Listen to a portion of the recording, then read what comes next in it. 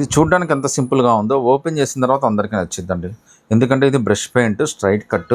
Cost కూడా just 999. మీకు beautiful concept తోటి చాలా బాగా ఇచ్చేసాడు. ఒకసారి డ్రెస్ చూడండి ఎంత బ్యూటిఫుల్‌గా ఉందో. S2XXL ఫ్రీ షిప్పింగ్ అయితే వచ్చేస్తుందండి.